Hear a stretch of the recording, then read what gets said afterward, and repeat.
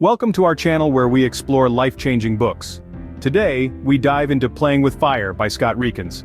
This book is a beacon of hope for those looking to break away from the shackles of financial uncertainty and step into a future of financial independence. Let's kick off with a potent quote that encapsulates the essence of this book. Rieckens writes, "Fire is not about early retirement. It's about having the freedom to make decisions without worry. It's about financial independence."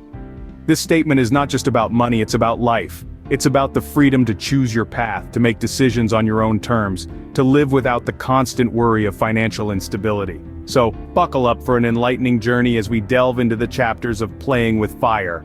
Stay with us as we delve into the chapters of this book that could redefine your perspective on financial freedom.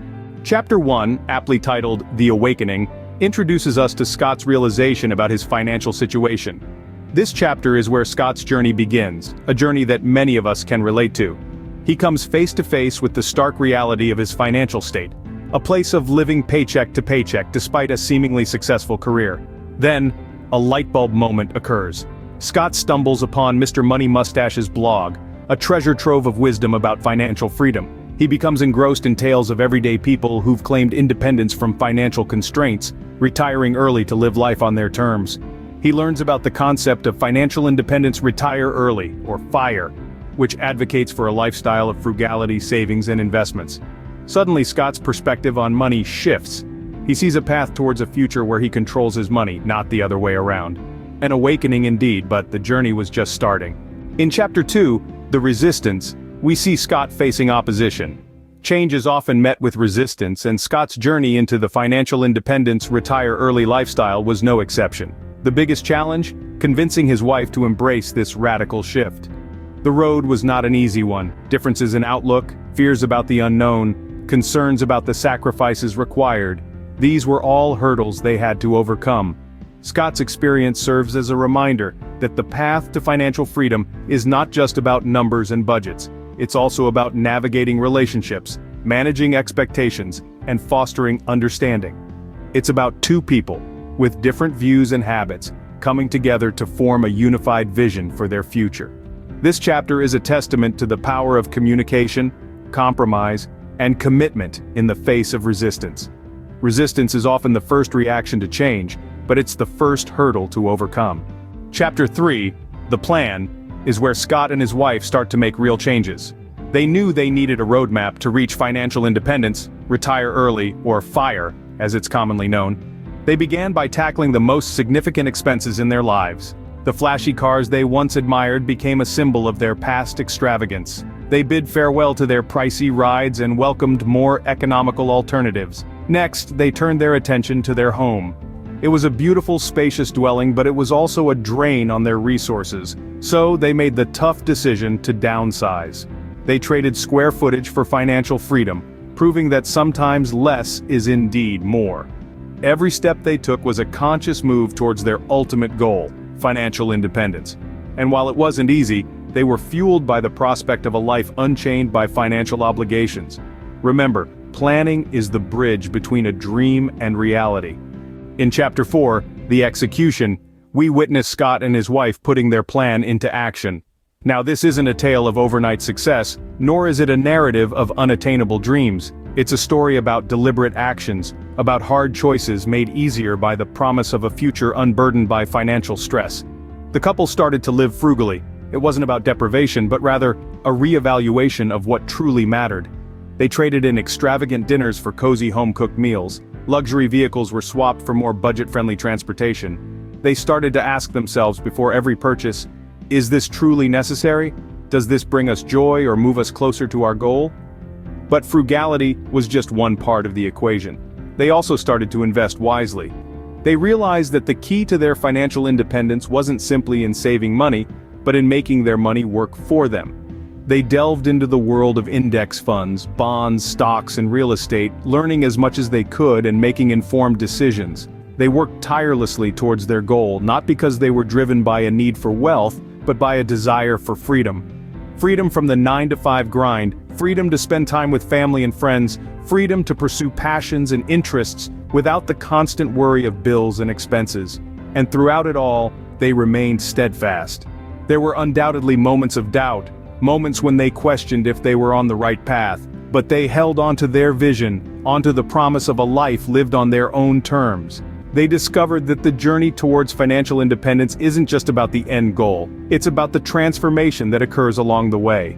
It's about the habits formed, the mindset shifts, and the realization that true wealth isn't measured by the size of a bank account. Execution is where the rubber meets the road. It's where plans become reality.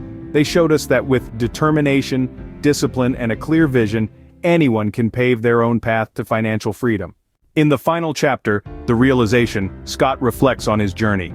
As the saga unfolds, Scott finds himself at an intersection of self-discovery and financial enlightenment. His journey to financial independence, retire early, or as we fondly call it, FIRE, has been one of self-assessment, strategic planning, and disciplined execution. The realization he arrives at is profound.